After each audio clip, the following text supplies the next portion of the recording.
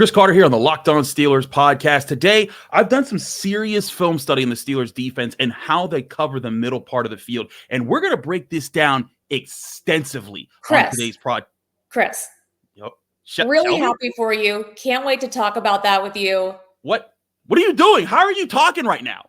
We got to talk about the Davante Adams trade news. How is this a thing again? We just got through Brandon Ayuk, and I got to do this all over again? You're right, Shelby. We're talking Davante Adams trade talk. Let's get into it.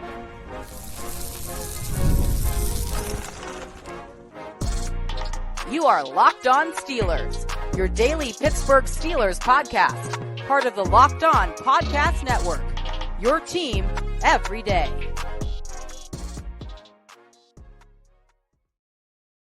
Hello and welcome to the Locked On Steelers podcast. I'm your host, Chris Carter, bringing you your daily dose of all things the Pittsburgh Steelers. As always, you can find the show on your favorite podcasting apps and on YouTube. Like this video if you enjoy it. Subscribe to this YouTube channel to get all of your daily Monday through Friday episodes, as well as our podcasts, as well as all of our podcasts here. And as always, you can find the show on your podcasting apps. And today, this episode is brought to you by FanDuel Sportsbook, the #1 sportsbook in America. Place your first $5 bet on FanDuel Sportsbook, and you can get $200 back in bonus bets guaranteed. Visit FanDuel.com to get started.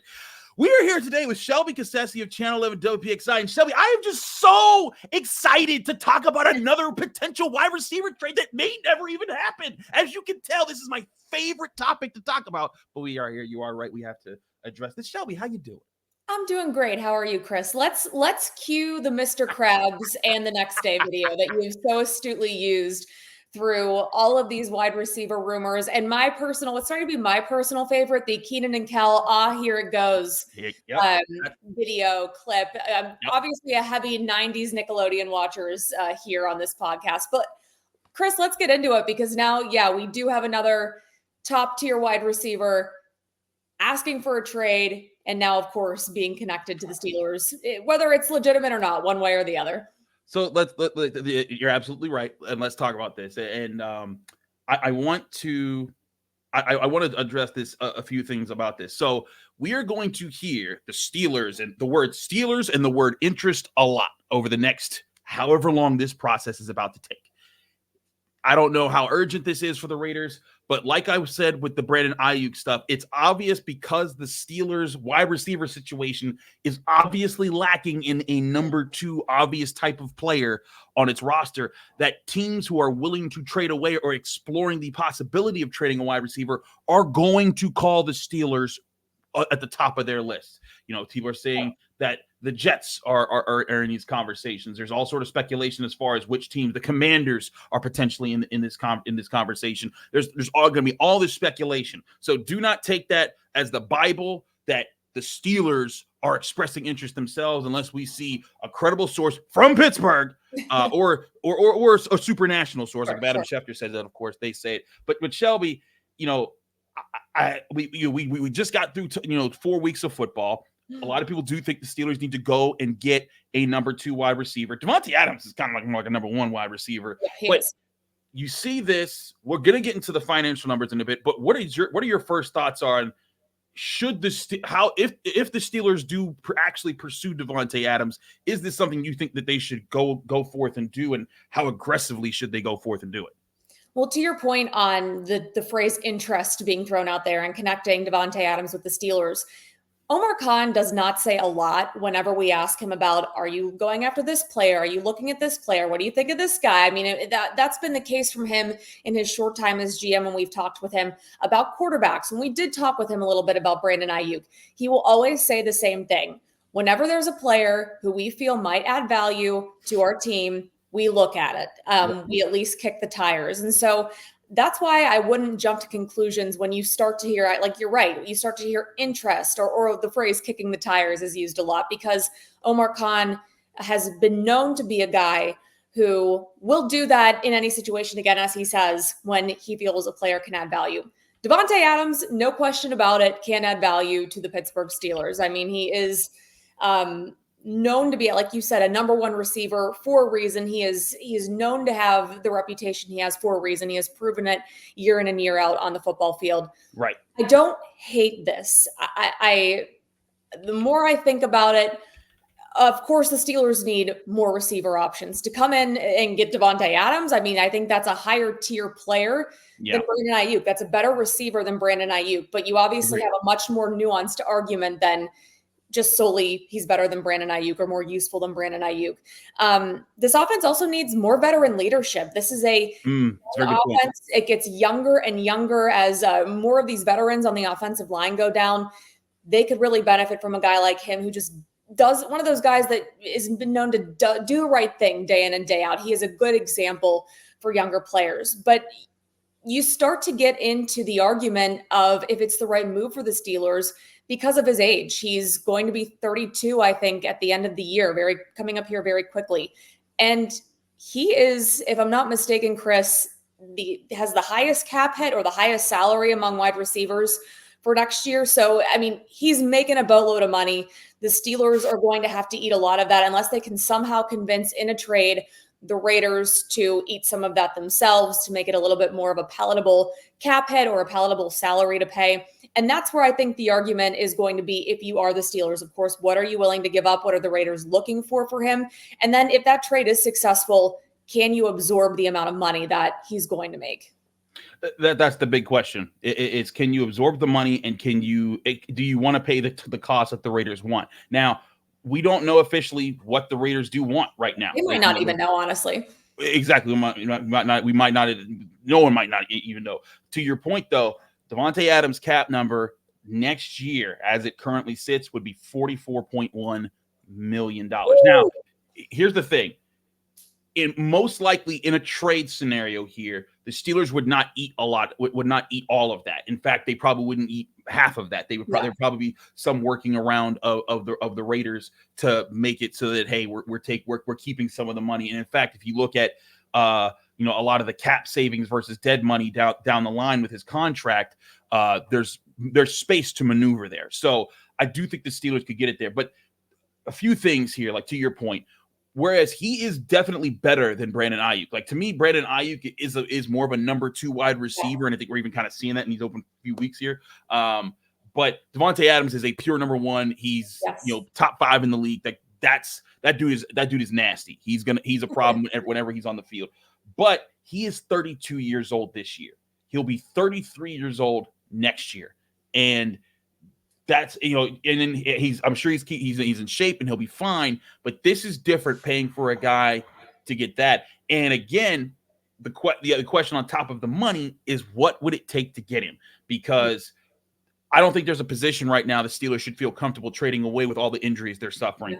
They're one corner away from needing to put James Pierre out there. Their offensive line is depleted right now. They don't have too many other positions where they can feel too comfortable to just send somebody to send somebody.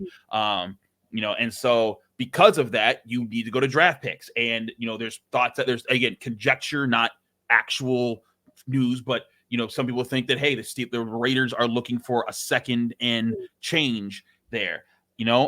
Is Davante Adams for 2, maybe 3 years at a really expensive price tag worth a second round pick that could be Zach Frazier, that could be George Pickens? Those are questions the Steelers have to assess for themselves here. Or can Omar Khan do what he's done a few times here with making these moves and just wait things out on the Raiders and say, hey, who are the big buyers right now? Now, the only tricky part about this is, compared to like Justin Fields and how he waited out the Bears, is that any team that's a Super Bowl contender right now and needing a wide receiver, the Chiefs, is gonna be calling this. Now, I don't think the Raiders are trading to the Chiefs because that's in the division. Yeah. I think that they wouldn't do that. But say, I don't know, I'm just naming random team, the Packers, or just another team out there that desperately could use a wide receiver to make them a Super Bowl contender or a better Super Bowl contender right now. I could see the Raiders going for that, and some team making an aggressive play there. And I just, knowing the Steelers and how they operate, I doubt that they want to get into a bidding war. They want to see, hey, what if the Raiders don't get a lot of suitors here that are meeting the cost that they're asking for? Yeah. And there's a cost that we can negotiate to where we feel, okay, maybe we'll give you a third and some change, and then we'll work it out. And maybe we'll work out this contract so that, you take some, we take some, and we both leave here happy. To me, if there's a way forward for this to happen between the Raiders and the Steelers and Davante Adams, I think that has to be part of the plan here. And I think that's kind of along the lines with their approach for Brandon Ayuk back in the summer. Yes. I've seen some people indicate that maybe they thought Omar Khan threw the kitchen sink at the 49ers and it just didn't pan out. How I envisioned that going was the Steelers had their price they were willing to pay. It probably wasn't what the 49ers wanted. Obviously, there was that whole angle of the third team in Denver and that not panning out and that kind of being what fell through. But I think the Steelers ultimately just put their what they were willing to pay out there. And if it worked out, great. If it didn't work out, they weren't going to go kicking stones about it. And I think if they can approach it, I think they might approach it in a similar fashion with the Davante Adams situation. And again, hope that happens where they put what they want to pay out there and they don't really care to budge too much from that. And they don't also have the room to budge too much from that. What I think is really interesting here, with this trade situation and Davante Adams, I'm surprised this request didn't come sooner, to be honest with you, from Davante Adams. I don't know if you remember this. When we did our schedule reveal show and we were talking about the Vegas game, I said, free Davante Adams because I did. And because his quarterback situation has been less than ideal the entire way. I don't know if you watched the receiver show on Netflix this past offseason, but it followed him. He was one of the receivers that they followed. And as much as he tried to put on a happy face and work through it, I think ultimately he is a professional. You could see the frustration just boiling over with him. And so the fact that they didn't do a whole lot to better their quarterback situation in the offseason, checks notes, Aiden O'Connell and Gardner Minshew, that's a really difficult situation for a guy of that caliber of talent, for a guy of his age trying to make one last statement in the NFL before he considers retirement. So in that case too, Davante Adams may be looking for a team that is going to win and win quickly. And the question there is that the Steelers, hard to say, probably not as you looked at who they have to compete with in the AFC. Yeah, there's a lot going there. Imagine if the Bills came a calling, and he said I could play with Josh Allen. Not that the Bills would. I'm not saying that they would. Everyone's got salary cap situations, but to Shelby's point, to my point, this is not a easy knock them down. The Steelers can just walk in and just say whatever they want and get whatever they want. This is going to be a process. We're going to be much through this. I think the Steelers are going to try to wait things out. Omar Khan's going to try to get the right price if he goes for Davante Adams, but it's going to be a process. Be patient. We'll keep an eye out here on the Locked On Steelers podcast. Chris Carter and Shelby Cassesse of Channel 11 WPXI. Shelby, we'll be right back. When we do, we will get to this defense that I did do an extensive film study about, by the way. It's beautiful. We'll get to that in a minute here on the Locked On Steelers podcast. Stick with us. We'll be right back. But first, I want to remind you this show is also brought to you by Prize Picks. Prize Picks is the easiest and most exciting way to play daily fantasy sports. Unlike other apps, on Prize Picks, it's just you against the numbers. Instead of battling thousands of other players, including pros and sharks, you pick more or less on 2 to 6 player stat projections and watch your winnings roll in. Prize Picks is the fun new daily fantasy game that everyone needs to start playing right now because Prize Picks is the only real money daily fantasy platform with any injury insurance policy. Your lineups stay in play even if one of your players gets injured. If your player leaves in the first half and doesn't return, Prize Picks keeps your lineup alive. And now, on Prize Picks, you can win up to 100 times your money with as little as making 4 correct picks. Prize Picks also includes the NFL, NBA, MLB, NHL, college sports, and so much more. Download the Prize Picks app today or go to prizepicks.com to sign up and play daily fantasy sports. That's prizepicks.com/LockedOnNFL. When you do that, use code LockedOnNFL and you'll get $50 instantly when you play just $5. That's code LockedOnNFL to receive a $50 bonus for playing just $5, and that's on Prize Picks. Prize Picks. Run your game.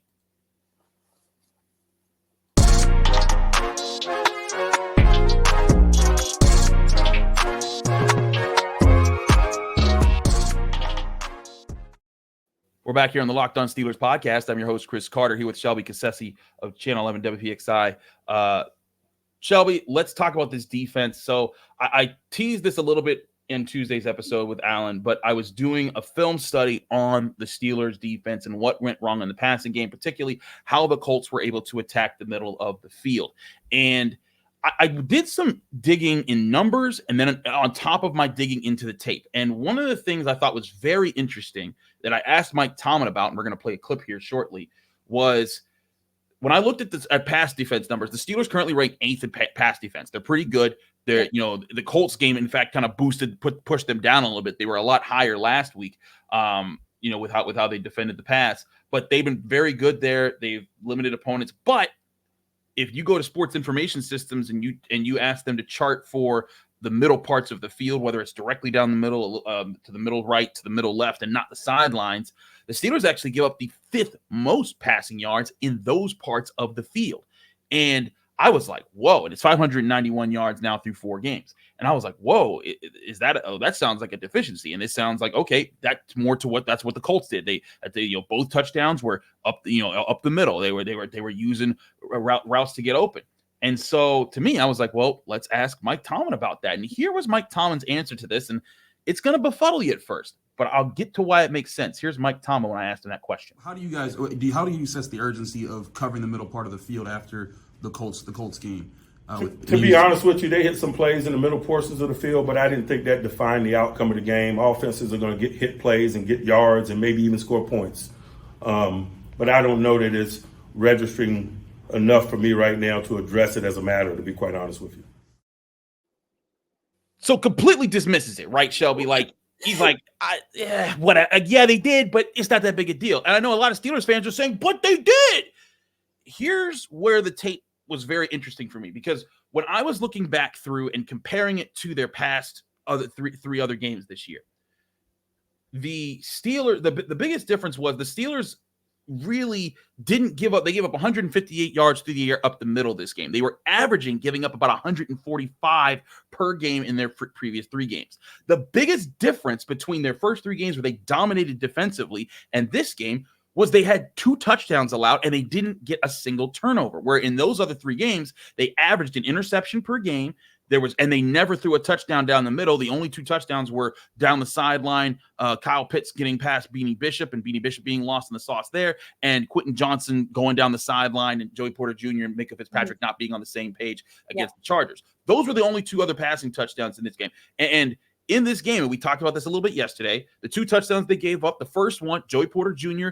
thought he was in zone coverage, was supposed to be in man coverage, and covered the wrong guy, and Josh Downs just was wide open to walk the end zone. And then the second one, Beanie Bishop was supposed to be in zone coverage. He was in man coverage, and he exposed part of the field. Flacco threw it to a wide open Drew Ogletree, and he walked into the end zone. But if you take away the premise that I asked in my film study article, which is at Pittsburgh Post-Gazette, go read it right now, postgazette.com, if you want to see the plays and what I break down. The question I pose is this really a scheme problem, or was this an execution problem? And to me, when I look at those 2 plays, you take those 2 miscommunications off the board, which weren't influenced by the Colts, they didn't do anything special. It was just the Steelers just goofed in those moments with 2 young players, a second-year player and an undrafted rookie.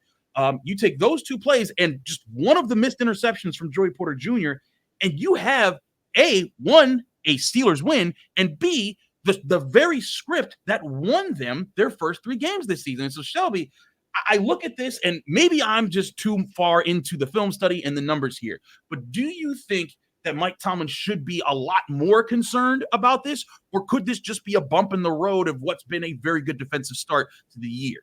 First of all, I love your passion for this, by the way. I read, no, don't apologize. No, I absolutely love it. I read your article. It's brilliant. I love it so much. You did an amazing job on it.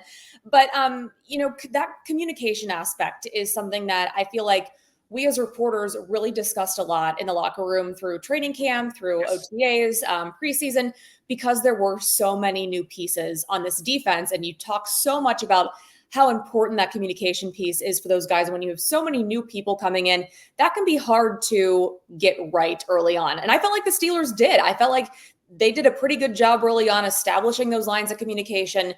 And then all of a sudden in this 4th game, that started to break down for whatever reason. And it seemed like to me, the Steelers defense just got caught completely off guard, completely flat-footed on those first 2 drives. They looked stunned to me. I think everyone that was watching was kind of stunned, but the Steelers defense in particular looked absolutely stunned by how aggressive the Colts came out.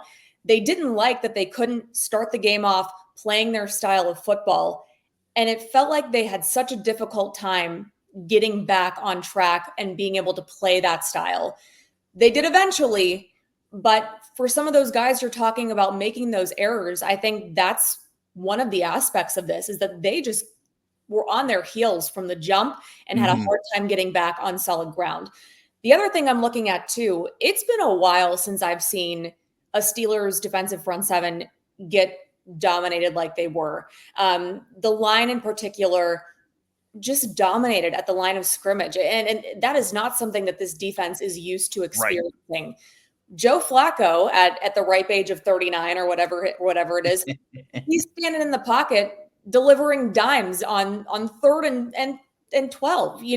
This pass rush that is so used to being game wreckers were just the opposite, I think, in Indianapolis. And so when you don't have that pressure on the quarterback as much, that the opposing quarterback's just going to eat up the middle of the field. He's going to throw the ball downfield. He's going to be able to get those opportunities like we just saw with Joe Flacco this last week. And so I think you nailed it. We've seen, I think, a decently large enough sample size through 4 weeks that game 4 so far was not the norm. It was the exception. And I think just part of that being that they weren't able to play the game they wanted to play. It caught a lot of them flat-footed. It forced a couple of them to have to uncomfortably adjust, and it was difficult at times. And so, yeah, you have these miscommunications. You have the scrambling a little bit like we saw to solid footing. And that was difficult for a couple of those guys out there. I agree. And I think a big part of this plays into it too, is you kind of what you're saying is that it's that shell shockness. Like, wait a minute, why did they just complete a 32-yard pass in the first play of the game? And it comes down to, and I think this is the other part of my article that I break down, not just the schematics and the miscommunications, but the missed turnover opportunities. And Mike Tomlin harped on that. And he said, first play of the game, Joey Porter Jr. is in position to just pick the pass off. He just mistimed his jump. If he catches that interception, none of this happens. Like all of a sudden the Steelers are like, yup, that's how we play ball. And the Colts are like, oh boy, okay, we thought we could do this, but we ran right into their trap. And again, that wasn't about scheming. That wasn't about a great play call. That was just Joey Porter Jr. was they out-schemed the Colts. They just misplayed the scheme. Yeah.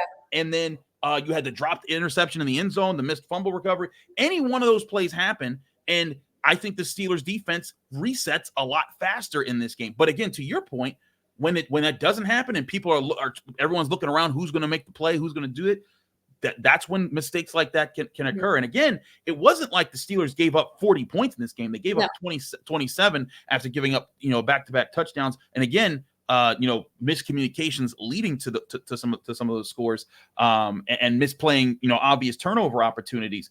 This Steelers defense is designed to, hey, you're going to get something. And I think this was Mike Tomlin's kind of point that he was kind of when dismissing my question there.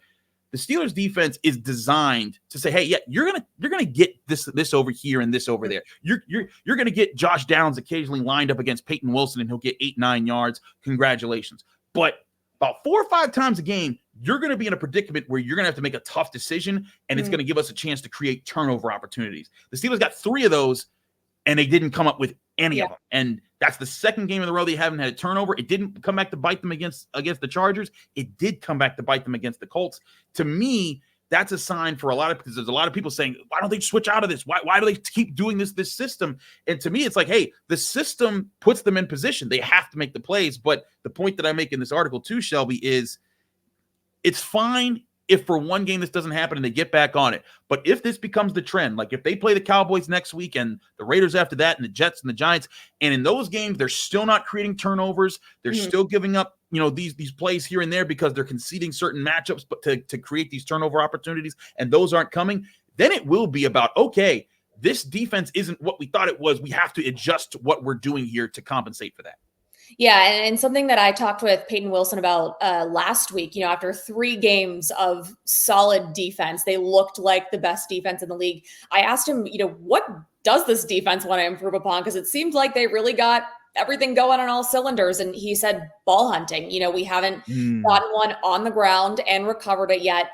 And that's something that's an area that bothers them. And so he said they're just really focusing on being ball hunters, getting that ball out.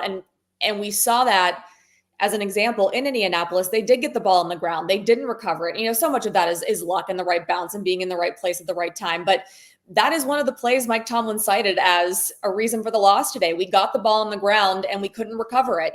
These types of opportune situations are what make good defenses, when you take advantage of the other team's misfortunes and their mistakes. And that was, you talk about that communication. When you do actually force the other team to make the mistake, you got to capitalize on it. So I'm going to be interested to see, this defense is just loaded with veterans, loaded with hungry guys, elite players. So I'm going to be really interested to see how they respond. I have a rule of never betting on the Steelers at home in prime time, but it feels like a big opportunity for the Steelers defense this week to prove that it was a one-off, to prove that it did have to do with being caught flat-footed, the miscommunications, and just being on the road and having a hard time adjusting. But I think it's going to be this is going to be a really big week for the defense to have that response that I think they're capable. I know they're capable of. And to your point, with this being a big matchup in primetime football, the Cowboys, they're the number 4 passing offense in the NFL. Yes. And I looked up their middle of field passing numbers. They're 6th in the NFL at doing that. About 57% of their passing yards go through the middle part of the field. So the Steelers have to know they're going to be tested by this offense, an experienced quarterback in Dak Prescott, superstar talent in CeeDee Lamb, and other talent across the field. They've got to be better prepared this week. Otherwise, then we are going to be asking ourselves the questions: is this the new trend that they have to buck? We'll talk about that as sorry, go ahead. No, I'm saying if I'm opposing teams, specifically Dallas, when you have coming up, I'm looking at that game against Indianapolis, and I'm looking at those first 2 drives, and exclamation points and alarm bells are going off in my head. If I am game planning as Dallas, I am coming out as aggressively as possible early on, because that's clearly been pretty much the only thing that's rattled the Steelers defense so far. I agree. The Steelers, there's a blueprint on how to beat the Steelers defense that was number 1 going into last week. That was they gave up more points than the Colts than they gave up to all 3 of their opponents combined before then. The Cowboys, I think, would be silly to not pay attention to those things there. We're going to take a quick break. When we come back, I do want to talk about Justin Fields. Mike Tomlin addressed him a lot on Tuesday, including about that he's saying that they're preparing for him to be the starter yet again. But I also want to talk about how he is addressed Justin Fields and what he's liked about him. We'll do that next here on the Locked On Steelers podcast. Chris Carter, Shelby Cassesse. Stick with us. We're right back. But first, I want to remind you, this show is also brought to you by FanDuel Sportsbook, the number 1 sportsbook in America. Of course, at FanDuel, you can bet on all your top sports, the NFL, the NBA that's coming back around, the NHL's in preseason, and Major League Baseball's in baseball season. There's also college sports to bet on, so many things to bet on. So go on FanDuel today and check out all the options there. Right now, you could still bet on Steelers Cowboys, where the Steelers are still 1.5-point favorites at home. The money line sitting at -132 Steelers, +112 for the Cowboys. The over-under at 42.5 points, the highest I've seen any Steelers game be at an over-under this season. Make all your bets when you need to make them on FanDuel Sportsbook, the number 1 sportsbook in America. And today, if you're a new customer at FanDuel, if you've never made a bet before, when you go on FanDuel today, if you bet $5, your first $5 bet, you are guaranteed to get $200 back in bonus bets right now at FanDuel. That's right. The $200 of free bets to new customers when you bet just $5 or more on your first bet, only on FanDuel.com. Visit FanDuel.com today to download America's number 1 sportsbook.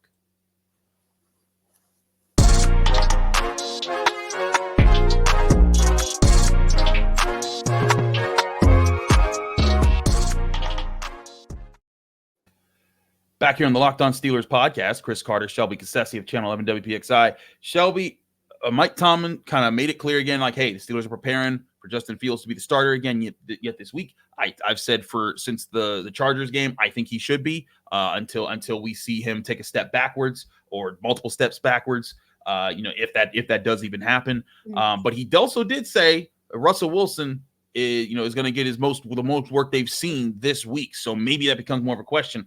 I still don't think it should be a question. I think that Justin Fields is doing more than enough right now, and he's growing and he's young, and I like that trajectory. Shelby, where do you stand on how the Steelers should handle this situation if Russell Wilson is healthy? Or are you like Mike Tomlin, you don't deal in hypotheticals?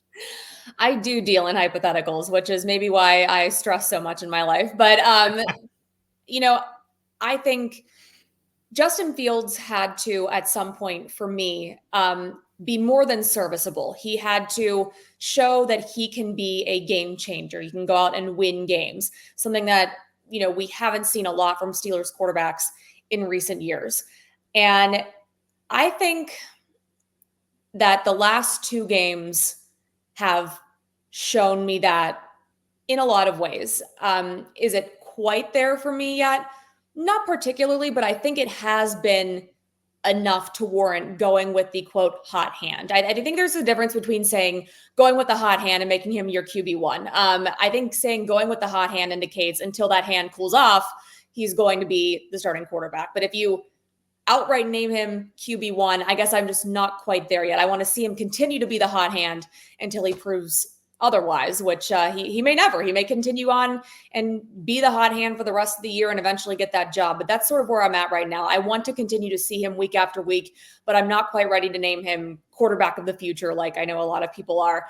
The one thing that I thought was interesting, and Chris, tell me if you feel this way, just being around Mike Tomlin, being in the locker room, I feel like Mike Tomlin has stopped himself short in these last 4 weeks to overly compliment Justin Fields. I don't know what the reason is. I don't know if that's because it's out of respect for Russell Wilson. I don't know if it's because he doesn't want to tip his hand to us about what he's thinking about Justin Fields. But for the first time today, I thought Mike Tomlin outwardly gave Justin Fields' play a compliment where he said, I thought the offense didn't blink in the face of adversity. Specifically, Justin Fields didn't blink. Right? That wasn't the exact quote, but that was essentially the conclusion. And when I heard that, my ears perked up because that is really one of the first times through these 4 weeks. And of course, Mike Tomlin has been complimentary of Justin Fields in the past, steady Eddie, and he called him freaky, I think, before the season started. So he has complimented. But in these 4 weeks where he has been the starting quarterback, I feel like that's been harder to get out of him. But today, hearing him say Justin Fields didn't blink, talk about their growing relationship and how now they've been in battle together and he's learned more about him. That, I don't know if I'm right, but that indicated to me a growing confidence, a growing public acknowledgement of what Justin Fields has been able to do. It's been a really long time since you felt the Steelers could be down a couple of scores early in the game and come back. And I think now seeing Justin Fields in that position, he might be a guy that gives you that chance here in Pittsburgh. So again, to go back to your original question, he is the hot hand. Stick with the hot hand. Am I willing to anoint him quarterback of the future? I have to see a little bit more. I agree with that assessment, and that's where I'm at. I'm not saying give him the 5-year deal for $40 million a year.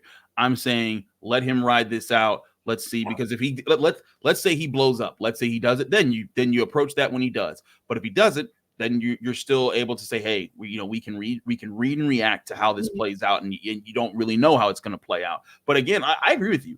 He sounds confident talking about Justin Fields, more confident than he has throughout the year. And I think part of this is very much just how Tomlin works. If you're a new guy, if you're not a cemented person like TJ Watt or Cam Hayward or one of those guys, he's not going to praise you like all that. Like he does that to rookies a lot. Like when young guys come in, he'll be like, okay, all right, they ain't doing all that. Like he'll even play it down a little bit. But I think that's one of the ways that Mike Tomlin plays the psyche game as the head coach, to try to be like, hey, I'm not going to pump this guy up, otherwise he's going to start feeling himself. I want him to keep pushing himself right now. And I think he's doing that, but he's also trying to make sure that, like, hey, he is paying respect to what he's putting out there. Here was Mike Tomlin when I asked him a point that I've made a couple times so far.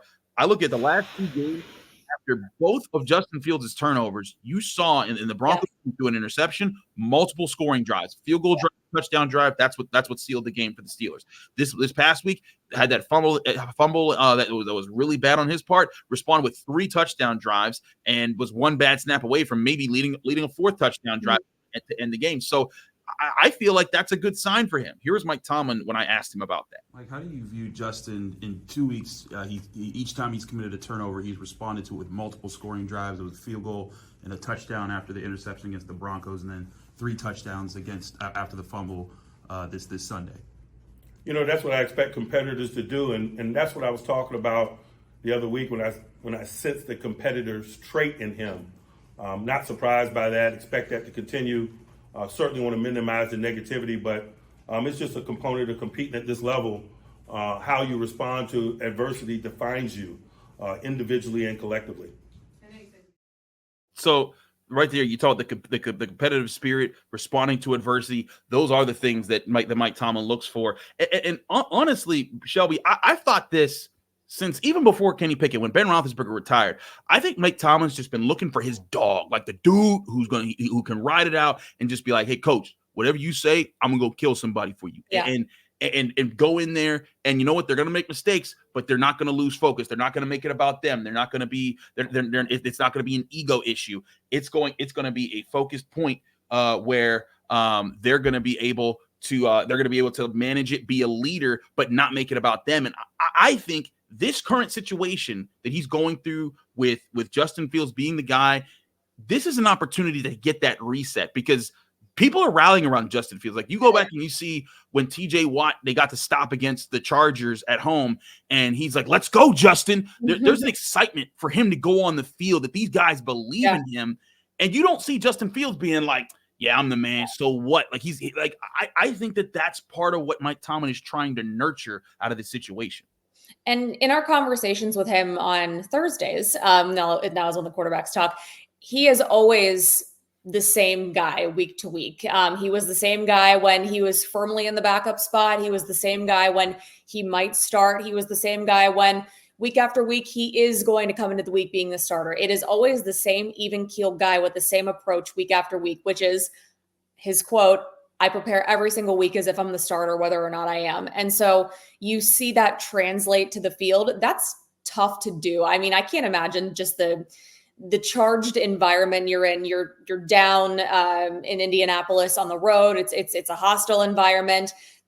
He made a couple of bad mistakes in Indianapolis that you just can't make in certain situations. But it never rattled him. You never got the sense going out there, even the next play, let alone the next drive, that he was still leaning back on the mistake he made in the previous play. And so that is someone who can lead you to comebacks after you're down a couple of scores early. And Mike Tomlin likes guys like that. Mike Tomlin likes the steady Eddie guys. I think he appreciates that in him. That is, again, one of the things that he has complimented about Justin Fields. And I always appreciate the guy I see in front of us week to week. He's not trying to do too much. He's not trying to, again, pump himself up, prove himself. He just, you know what it was? There was an incredible quote from him after the win against the Chargers, where someone asked him, are you trying to prove all your doubters in Chicago wrong? Do you think you are proving them wrong? And he was like, honestly, I'm just trying to prove myself right. I'm just trying to prove all the hard work that I've done right. And that really stuck with me. That is like, probably, if you want to take a quote away from him that encompasses the stability of his emotion, there it is right there, because he has a lot of reason to be upset about Chicago. He has a lot of reason to, have a little PTSD from his time out there, but he kind of just puts it aside and moves on to the next thing. And I think that really represents what he's doing play after play on the field for the Steelers. They want guys to be leaders through how they work and proving themselves as leaders. And that's the thing. Let's say they go through another 8 games and now they're 6-2, and Justin Fields has played increasingly better, and they're having that kind of pace, and you're seeing that growth in him. You're going to see growth in confidence from the coaching staff, from the players, from the team, and then you're going to see confidence in Justin Fields and himself to have that to have and say, hey, like I can do this. Let's go, get behind me, guys. That is going to be some of that natural stuff there. And it's something that, Shelby, we talked about in the offseason that was going to be desperate. And you made this point very early in the show about getting Davante Adams. This offensive locker room doesn't have a bona fide leader right now. No. Like, Isaac Seumalo is like the elder statesman, but he's not the vocal guy. Like, he's not the guy that carries. He's not Cam Hayward carrying Franco Harris's flag out onto the field. Right. And Russell Wilson was, potentially a guy that, like, hey, he's a veteran who's done it before. People could rally around that fact, and he knows how to say the right things at the right times to be that kind of guy. But if the Steelers can manufacture that kind of guy in Justin Fields, and I also think they're trying to do the same with other guys like Pat Freiermuth, like Najee Harris, like Broderick Jones, maybe Zach Frazier down the line. I think Zach Frazier's too young so far to do that, but they're trying to manifest and recreate, like, okay, you have the defensive leadership, Minkah Fitzpatrick, TJ Watt, Cam Hayward. It's all over the place. Yeah. They know the hierarchy there, but there is no hierarchy on offense. And I think if Justin Fields can be that guy on the field and then be that guy off the field, that will be a huge step into fixing a lot of the intangible problems that go beyond just play calling and execution on the field. Yeah. And you don't just build that in coming to work every day and how you interact with people. You obviously build that by what you can do on the field, by what you can, when you are down 2 scores and it's late, you're looking your guys in the eyes in the huddle and conveying that confidence. And then having the performance to boot. You don't just say, okay, we're getting in the end zone, I'm going to take us to the end zone here. You do it. You prove what you're saying to these guys week after week. And I think that's what's building here with Justin Fields is that, there isn't a lot of panic in him. There isn't any panic in him, it seems like. And again, I keep going back to Steelers teams of the last couple of years, down 17-0 early. You're thinking, all right, well, this is how it ends, because there's no way this offense can manufacture a comeback of this sort. I think Justin Fields now gives you that it factor that it is possible. And it's not just the way he performs, but it's that confidence that he brings along with him. And it's that steady Eddie mentality that he brings too. So you're right. I think there is that extreme potential for both a leader and a guy that can produce on the field to back it up. We're on the same page there, Shelby. Yes, we are. Also, as a sidebar, I don't think that was a fumble that was called on him. Do you think that? I thought it was. I thought he was touched with his elbow down. So, I mean, to be honest, it was kind of like, well, when it rains, it pours. You shouldn't have put yourself there in the first place. I know. But I did think it was questionable. I didn't think it was obvious that it was a fumble. And I was kind of just like, you know what? When Minkah Fitzpatrick's getting called for pass interference, I also thought that was funny that Mike Tomlin noted that the NFL called him and was like, hey, we messed up on the Minkah. Which is a rare thing for him to talk about, Mm-hmm. Doesn't help him on Mondays. Exactly. He said it doesn't help me on Monday, but they admitted to it. I wonder if he gets fined for saying something like that. That's another story. Yeah. But to your point, it might have been, but I feel like it's still a position that he needs to avoid being in. Totally. And I think to that moment, he responded very well to keep the Steelers in the game there. We'll have a lot more to talk about throughout this week leading up to this matchup. Shelby, thank you so much for joining us here on the Locked On Steelers podcast. Let people can find you, follow you, get more of your work, and anything else you got coming up this week. Yeah, you can find me at WPXI on Twitter, Instagram at Shelby Cassesse. We have the Sunday Night Football game on our air this week on Channel 11. So we got a lot of pregame prep coming up, a lot we're doing for our pregame show. And we have our Skylights with Chris Carter coming up. Just did a great story today, finished up a great story today about Tyler Boyd and his impact in the Clairton area. So look for that on Friday. Absolutely. She's Shelby Cassesse. Thank you, Shelby, for joining us. Thank you all for joining us as well. I'm Chris Carter. Follow me on Twitter and Instagram at Carter Critiques. Read my work at the Pittsburgh Post-Gazette, post-gazette.com, including that film study I'm talking about where we break down plays, X's and O's, as well as the advanced analytics stats that we look at there. All that can be found at the Pittsburgh Post-Gazette. And as always, you can find this show every Monday through Friday on your favorite podcasting apps and on YouTube. Like this video if you enjoy it. Subscribe to this channel to get all of those episodes, including tomorrow's Crossover Thursday episode where we talk to the guys of Locked On Cowboys. It's going to be a fun one breaking that down. We'll see you then here on the Locked On Steelers podcast.